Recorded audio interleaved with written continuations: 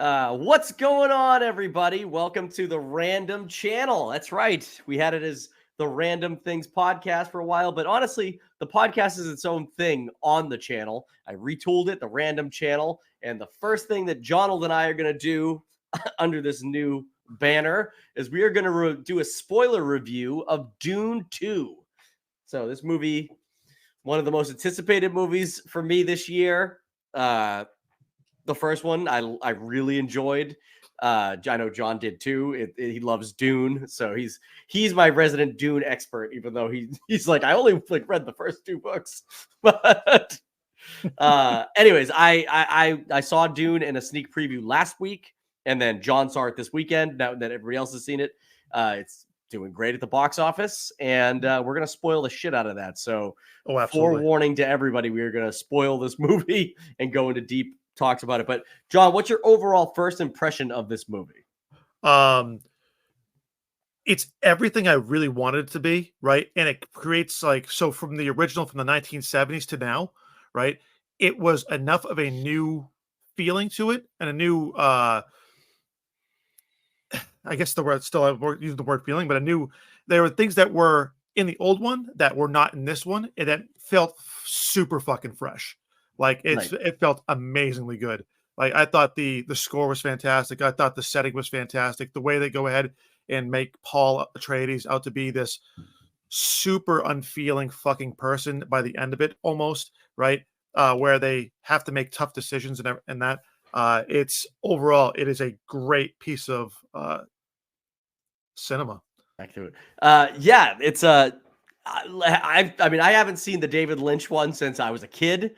I remember watching it at the time being like, this is so fucking bad. Like, this is like how do they think this was going to compete with Star Wars? This, so much so that I thought that Dune, having not known that,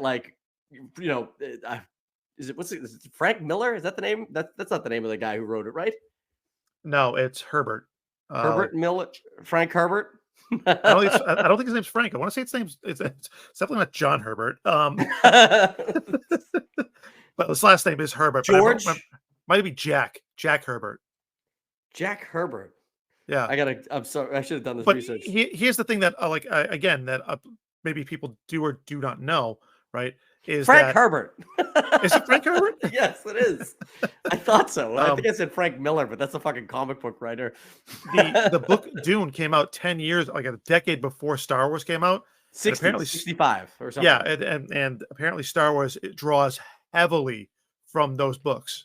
No, it does. But I'm just saying, as a kid, when I first saw the David Lynch Dune, I was like, this movie sucks. How is this supposed to compete with Star Wars? This movie's garbage. Even as a kid, I was like, I don't ever want to watch this fucking movie again. It was that bad. And then obviously growing up and finding out that Star Wars was based on Dune, and then it was just poorly adapted. I was excited when they decided they were going to do Dune 1, and it is a part 1, so it doesn't feel like it feels like a full movie, but it doesn't feel like a full story. You know what I mean? Absolutely. And so when Dune 2 is coming out, or part 2 is coming out, I was really excited to see what it was going to be like. And I'm in the same boat as you, man. This fucking movie did not disappoint. I thought it was excellent. So I would say the best way for us to tackle this spoiler review is probably to go character by character, right? Because we'll kind of get the full story by doing that. So I'll start off by saying the standouts for me, the two standout actors, Javier Bardem as Stilgar. Absolutely. Stilgar. Fantastic. Yep. And we'll just talk about him and then we'll go into the next one. But I mean, not only did he provide comedic moments in this movie, which I think obviously a movie like this needs comedic moments. Absolutely. But he's the man who pushes the story forward from the Fremen faith perspective, he's a total fanatic. Absolutely. And but he is so good at relaying that I believe, he even has that line, I don't care that you don't believe, I believe, right? And for it to come true, for the prophecy to come true in the movie to a degree, for the prophecy to come true in the movie. Again, I only know the story that I've seen so far. I don't know shit about Messiah. I did a little bit of deep dive into to learn some stuff, but I don't know anything about what happens to his character or some of these characters aside from tidbits, but like for him to have the prophecy come true, for such a like devout believer to have his like faith answered in the form of Paul Atreides is awesome. It is an awesome turn, and he's a great character. And I feel so glad that character saw this, believed this. He's the Morpheus of the Dune saga. Oh yeah, the fact that he's like the Mahdi would obviously say that he's not the Mahdi, just to be humble. And you're like, he's too humble, fuck, bro. Another sign that he is the Mahdi, the Mahdi. What is it? It's so the first I talk about the speaker from outside the planet, the Lisan Al Gaib. Mohabdi, right? No, it's Moadib. Moadib, yes, okay, yes, that's Moadib. And now Salhulud, right, which is the sandworm. Dude, I was geeking out on all. You just made Salhulud sound like it was something that like Ivan Drago would say getting punched. But I said that I was geeking out on all the words. Yeah, I was geeking out on all the words and everything else. I was like, awesome. It was just great. Yeah, it's fantastic. And Javier Bardem's fantastic. And he's, like I said, he's funny. He's like, don't everything about him. He's great from the beginning. He's like, don't make me look bad. When he like does the worm riding, and he's like, and he's like the whole. Obviously, I think the biggest laugh in my theater was the like after he's like Timothy Chalamet is like, I'm not the chosen one. It's a prophecy pushed by other people on your people. Like my people told you this bullshit. Don't believe it, you know? And then for him to immediately have a scene where he's with his people being like, the fact that he is saying that he is not is a sign that he is. Like it's goofy writing.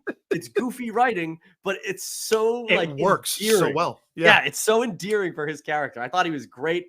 And even to the point where like when he's injured, right, later, and he's like, they're not going to let you speak at the council. Only the elders can speak. You should kill me and take my place. I'm weak. It'll be an easy fight. It's like, dude, you believe that hard. And I'm so glad that it didn't come to that because I fucking love Javier Bardem and I can't wait to see. Hopefully nothing bad happens to his character because I can't wait to see him in the next movie. He does such a good job going from even the first movie where you see him being such a serious person to where he spits and offers his water. Right. Mm-hmm. And then you go ahead and you see him develop into this character that is quite literally the most fanatical of people of all time. Right. But he sits there and he's just so adapted to that character that I'm just like, I'm not convinced that you haven't ridden sandworms in the desert before, sir. In real life. You know? Yeah, dude. He was great. And I truly loved his performance. He was from the first 20 minutes of the movie. I was like, I'm gonna have a hard time believing that anybody is gonna make me like this movie more than Javier Bardem's making me like this movie. Right. And then I got into Rebecca Ferguson's character as Paul's mom, Jessica. Holy shit, dude! Talk about a character who like you're there for. You're like, she's pregnant. Oh shit! Like all these battles are happening, and then like that line happens where all of a sudden it's like, oh, she's fucking crazy, dude. Oh yeah, she's crazy, and like a good crazy because it's like she's everything she's done. No, it is though because everything she does works in Paul's favor at the end. It's stuff he needed. So ultimately, everything she was doing was the right thing to do. But whoa, man, did she takes that when she drinks the blue? Oh yeah. Oh boy. The water of life or whatever it is. Yeah. Yeah. So here's my thing. I don't disagree that she did the things that need to be doing. She is not a good fucking person in the slightest. Right? She's just not. I mean, she fully takes advantage of those people. Like she could have like helped stomp down that I am not the Muad'Dib, right? Just a general, right? Just whatever, right? She could have stomped it down along the way. She's like, we're going to spin this shit up. Don't get me wrong. Fetal's sister had a fucking part to play in that for sure. But ultimately, John, isn't it like I would agree if it didn't end up being that he was the what is it? I keep the Mahadi. Mohadi. Yeah. whatever. Body. Yep. If Paul didn't end up being the chosen one, I would agree that she was doing, but she was convinced he was. The baby growing in her was telling her that she was, which when the baby talks through her, ugh, creepy as fuck. Like, but also awesome. So See, like, that's actually what I enjoyed about this movie. If I recall from the first movie, his sister gets born, right? and And starts she growing fast. yeah, and grows fast, right? And I think she Yes, kills the Baron in the first one, she right? does. Yeah. So I enjoyed the fact that she's just this creepy fetal fucking blue-eyed thing in the womb that's going ahead and using her mom as a walking Kang Yeah. from Krang. Krang. It's Krang. Sorry. Oh You yeah. know? No, but yeah, but like everything she did had a purpose. Everything she did was justified in that she knew Paul was the chosen one and was going to take this route and he needed to. And honestly, everything she did was justified to the ends that she got to fuck over the people that fucked over her husband, you know? Sure, absolutely. Like that's at the end of the day, like that's because of the first movie, like you forget that like Oscar Isaacs was this like noble character that everybody, all the royal the royal families or whatever, they all loved They respected the and hell out of him, yeah. respected him because he was Yep. and you know ultimately it's what gets him killed. But like to her, like this is like I suppose she must have loved him hard, you know. And I'd have to go back and watch the first one, but like she's got an unborn kid that to this man, she'll never know her father, you know, like all these things. Like I would want to fuck those people over too by any means. So like If you look at the witches, the speakers, right? And you watch how one of them goes ahead and secures the bloodline, like mhm, with Fade, right? mhm, We'll talk about Fade more, I guess, in a little bit. But when you watch that and you realize that she was that exact person mhm. at one point in time, right? So she grew to love Oscar Isaac's Atreides, right? But my thing would be is that she was there to go ahead and secure a bloodline first. The fact that she had a fucking son was a big problem, obviously. Like as you see in the first movie, that the kids considered an abomination, right? Yeah, And because there's a reason why. they expect it to be a girl, right? Isn't Yeah, that that's the yeah. thing. Yep. Abomination. Silence. We'll get there in a minute. Yep. No, but I really, really dug her performance. I thought she was great. I am questioning how people are getting off of these sandworms, especially when they're in a little fucking carry case. like I can't imagine that they're just like flip her off while she's sitting in the fucking little cocoon No hut. Like, oh shit, right? shit, oh shit, I'm with child. Like, just, I guess that's a um, big thing, man. Is I don't know how they're getting off of them either. You know, if you pull hard enough on the flaps, they just come to a complete stop. I suppose it's entirely possible. Oh man. Ugh. All right, let's move on to our we'll go right to the Fade Ralpha. Fade Ralpha? Uh, Rafa? Raul, fuck, I was looking at his name Fade. earlier. We'll move on to Yeah, Fade. Fade. So he's a great character. Great Oh character. yeah, Wasn't overused, which I like. I feel like he was in exactly all the number of scenes he needed to be, and he was crazy and imposing and just I mean Austin Butler, he was pretty good in the Elvis movie, but like this is like you want to establish yourself as somebody who could do something else. This fucking role does that. right. Like in spades. The way he approaches the difference between him versus the Dave Bautista character versus the Baron, right? The way he approaches everything is brutally ruthless. Like when he brings artillery to bear on the siege, right, and just wrecks the fucking place. He's like, the Mhm. only reason why they stopped is because they ran out of ammo. They're coming back to go in and lay waste to this fucking place again, right? Right. I'm just like top tier. That's Yeah. amazing, right? Yeah. Um, He was great. yeah, oh yeah, and like seeing him on Getty Prime, and seeing him in the black and white sun, and you watch him fighting the people in the arena. I think it's so good, and the fact that he still has the shield on, right? Again, throwbacks to the old movie where they talk about the slow blade penetrates the shield, right? And you Mhm. see that starting to happen as it's going through, right? Um, it's great. It's moderately interested why they didn't go ahead and put more of that in. again, I don't think it hurt the movie. Just something different to put in, right? I To think take out, brother. yeah. Well, they use it excessively in the David Lynch one, Yep. and Ridiculously, but but they it's do also show it polygons. in the training montage with the old one in the Yep. first part one. They do have it too.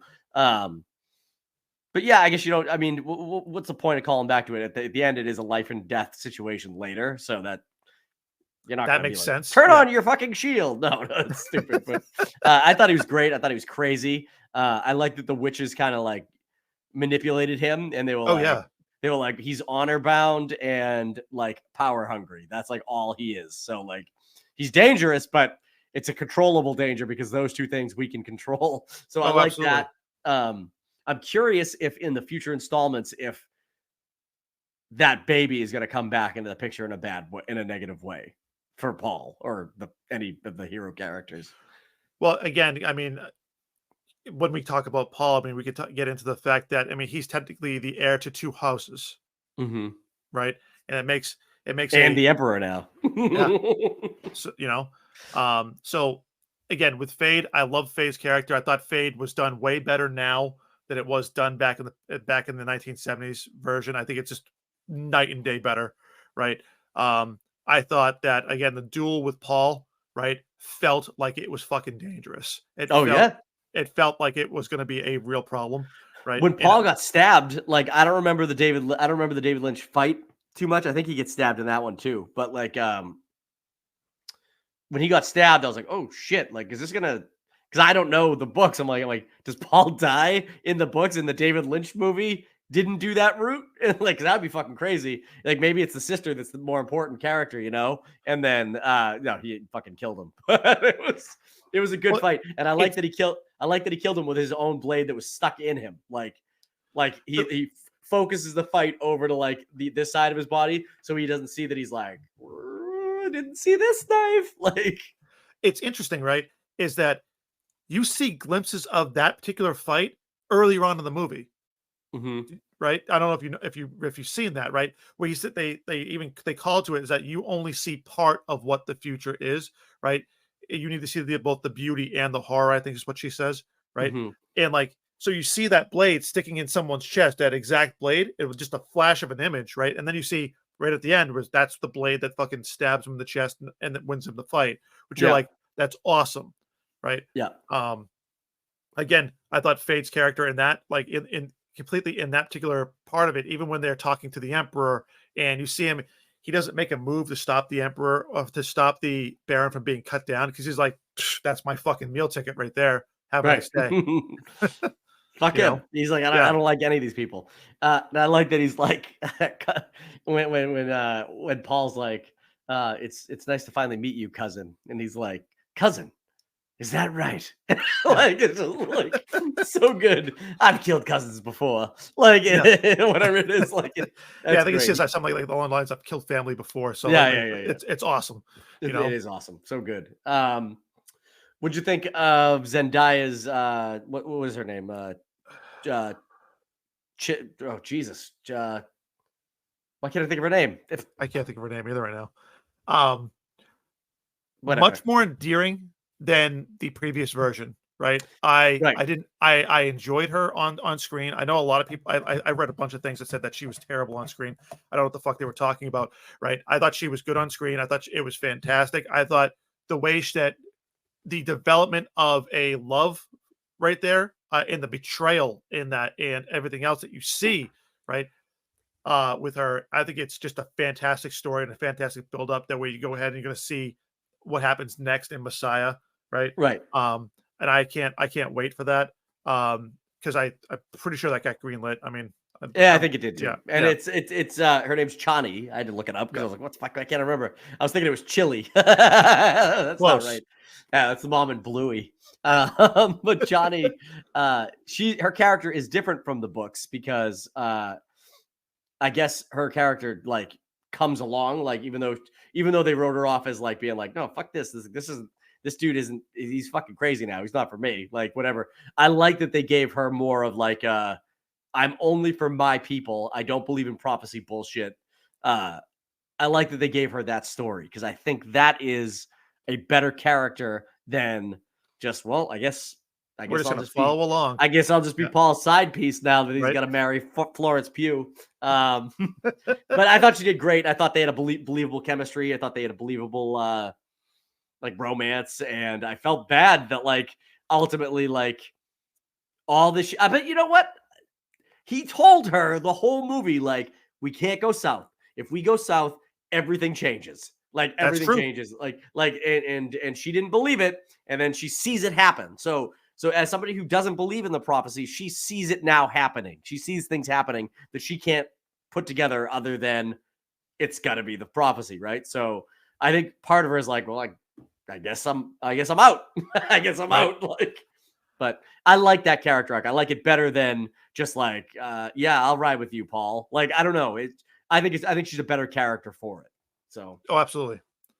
You know, yeah, I can't say enough good things about her. Like, I like the fact that, like I said, like when you go ahead and you watch the development of their relationship over time, yeah, I think it goes ahead and it hits all the right points of like deep suspicion to moderate engagement to like a budding love to an actual love to complete and utter betrayal and heartbreak and otherwise. And when she goes ahead and she starts to whenever she starts to go ahead and accept that Paul's doing this for the betterment of all people, I'm like, okay, let's see where that goes, right? But I mean, we'll see what happens with that and how right. they write it in the actual movies. Yeah, I'm But very yeah, interested. I'm very interested. I'll probably. I don't know if I'll have. Like I said, I tried to listen to the audiobook of the first Dune, and it it's was one of rough. those ones. It's one of those ones with the recorded the person doing the narrating. They just could not sell me on the story, so I had to stop. But maybe I'll give Messiah a try, see if it's a different narrator or something. It's a worse Um, book. that's what I'm told. So we'll figure it out. I Right? might deep dive to figure out what's going on with there. All right, let's talk about Timothy Chalamet. This dude is uh, from the first movie. I was like, okay, this kid. It's it's gonna be tough for me to believe that this kid's like Your name's gonna lead Paul. the no, yeah, Paul. I've already done so many topics about the name Paul being so stupid. But sorry to any Paul out there, but Paul, like your space heroes, Paul. I guess it's not any worse than Luke, but like Right? it sounds worse for some reason. But no, but I, I had a tough time in the first movie believing that this kid was gonna like become like a military leader or like a strong fighter or any of those things. This movie pretty much hit you from like the opening scene that like, oh no, he could throw down like when Oh he yeah. has to. So I don't remember if he killed anyone in the first movie at all, if it was all just kind of running away. But Just like he pretty much in the duel, right? In that duel at the end with that's right. that's where he stabs him and he shows that he's an excellent bladesman, right? Right. Um and in this where he goes ahead and says, I know all their tactics, I know how they think, I know how they act, I know what they're gonna do, right? And they start laying waste to them with the laser beam weapons and shit like that. You're like, get the fuck out of here. That's awesome. Dude, the guerrilla warfare tactics on the Harkonnens were that was amazing. That was an amazing like 30 minutes of that movie. Dude, the shaking of the sand, and you're like, what the Mm-hmm. fuck is that? Right. Also, Mm-hmm. it looks like a door that pops up and it's a mine that Mm-hmm. Gurney goes in and blows up that blows Boom, down. And he's like, boom. mines. Right. I was like, those are the coolest fucking mines Yeah, ever. wicked cool. And yeah, like I said, laying waste to the Harkonnens was awesome. I loved that they made Dave Bautista's character, who was kind of just an angry dude, right? Let's just say he's an angry dude who like puffs his chest out and was like charging in on these fights. And then the second like real fighters start picking off his people and he can't figure out why, he He like folds. oh, big Yeah. time. And that's actually a great character turn for Dave Bautista, who we Oh just yeah. talked about like last week, like who's the best actor. Great character turn for him in that movie because he plays the like cowardly fucking tough guy great, and like he gets what's coming to him. So pre south of the wall, right? You see Paul being very like timid. You see him being very reserved. Like, I want to just be part of this culture. I don't want to go in and lead it. Like, they have leaders. It is what it is. Like, his mom is pushing for him to go ahead and lead, right? And it's a really interesting story. Post South of the Wall, right, when he takes his little veer off and he goes ahead and drinks the water of life from the sandworm's belly after you drown it. Oh, so fucking that scene was brutal. Brutal. Right? And after he goes ahead and he meets his sister, Anna Taylor-Joy, right? Love Anya Taylor-Joy. Glad she showed up in this. For all 5 seconds that she was in it. It doesn't matter. It was worth it. I can't wait for the next movie. Right. But once he comes out of that, like, it's a night and day personality change. Right? Like, he is no longer this person that's just a cool, chill, just like, I'm gonna be relaxed. He is Anakin Skywalker on his way to be fucking Darth Vader type of feel to me. Right. Like, I was talking about when he's walking down that sand dune with all the Fremen are going to be crusting over it, right? And he looks like a Darth Vader, Dark Jedi walking down that fucking thing. He gave off Darth Vader vibes so hard on that. And I was like, oh, I wouldn't want to be on the other side of that fucking field. Absolutely not. No. Right. And then he walks into that council meeting and he's like, bam. He's like, I'm the fucking leader now, motherfuckers. You following me? Blah, blah. And all the people like, I don't agree with you, sir. And he was like, sit down. And they were like, well, the fact that he walks up, don't yell at me. He walks up to one dude and he's like, I know everything about your fucking life. Yes. Right? And he starts breaking it down. And the guy's like, absolutely fucking not. You are the Messiah. Absolutely. How do you know this? Holy shit. He's the Mahdi. Like, it's, it was great. And I that scene in that great hall when he's talking to all the Fremen, like, that was great acting. I mean, he's commanding the room, right? And like yelling. He wasn't even using the voice to make people follow him. Yeah. He just went out there. So he's great. He crushed so hard. I don't know. Do you think he wins a Best Actor nod? The Academy Awards? There and say that if he fucking does it, it's criminal. Right? He was great. So it's between him and Javier Bardem. I think Javier Bardem wins Best Supporting Actor, or I could see Austin Butler being nominated for Best Supporting Actor too, and Rebecca Ferguson. Like, all of them could be. Everybody. And Skateboard Skarsgård. Stellar Skateboard. I'm gonna buy that shirt. I'm gonna buy this. They sell that shirt. I'm buying the Stellar Skateboard shirt. But he was good. Christopher Walken was Christopher Walken, but as the Emperor, he was fine. Yeah, he was fine. I don't know why you wanted him for the role, but I didn't mind him. I saw him. I believed it. I liked it. I sat there and I was like, that's not the worst thing I've ever seen. That's decent. Yeah, of all the castings, probably the worst at casting. Yeah. What was that? He's like, your dad, he thought too much with his heart. Like, it was like, he thought too much with his heart. His heart. I had to kill him for it. It was great. That's a terrible Christopher Walken. I can't do it very well. Sorry, but no, he was good. And Florence Pugh was good. I liked her. She wasn't in it that much, but I liked her story, kind of like unraveling what is my dad up to? Like, what has he done on Arrakis? And like, maybe I'd like to think she has redeeming qualities, and she seemed like she kind of did. I know the path that she's taken is one that keeps her safe and maybe her father alive and not immediately killed. But like, maybe she's got some redeeming qualities for now. I know she does shit in the later books that is like negative shit. So I don't know what the outcome of that will be, but I don't know. The way she played it like she was a redeeming character. So who knows? So let's touch base on the end of this movie real quick. Right.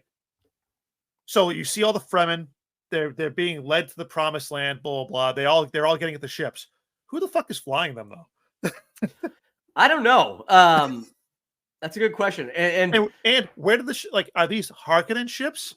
Or are they the Emperor's ships? I was pretty sure that the fucking Emperor's ships all got leveled by those sandworms and shit. Yeah. I guess they were. I mean, they must be Harkonnen ships, right? They gotta be, right? Yeah. So he stole them. I don't know. I'm curious if the next movie picks up with him living like it's. I think there'll be a time jump, but I think it'll like. Are we gonna? He comes back to Arrakis. I know that from the story. But I'm curious if he's going like if it's going to pick up with him. Like, is he living on the Emperor's planet, or is he like back to his nice planet? Yeah. Well, that's what I was thinking. Like, he was telling Chili, Chani. Chani, he was telling Chili her dog. about, he was telling her about there's endless oceans, you can dive into them, you can swim in them, and she was like, that's unbelievable. Why doesn't he just take the Fremen there? That place is paradise, right? I don't know. No, I have a question, and this is a stupid question. We'll wrap this spoiler review up, but like the Fremen's like nose pieces that they have and shit, that's recycling water or is that giving them air? It's recycling the water that they breathe out. So the water vapor that comes out of your nose, typically as you breathe, right? It's recycling that in back into Okay, because for a second I was thinking, like, if that's an air unit, how are these fuckers going to survive in, like, if they're used to breathing on Arrakis and then they go to like another planet, like,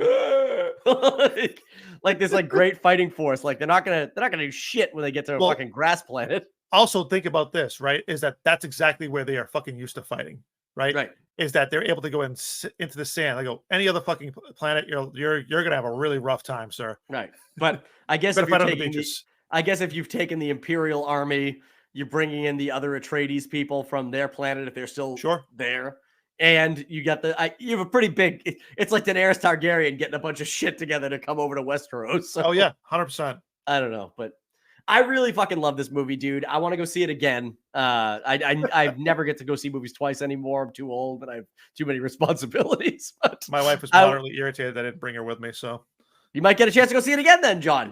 That's you can work that in. I saw it with my wife, so that's out. Yeah. Our final thoughts on this movie. I love it. I think it should be a shoe-in for Best Picture this year. That's not even just because I'm a massive geek and love fucking action and sci-fi. I genuinely think this is one of the best movies I've ever seen. So, absolutely, 10 out of 10. Can't say enough good things about it.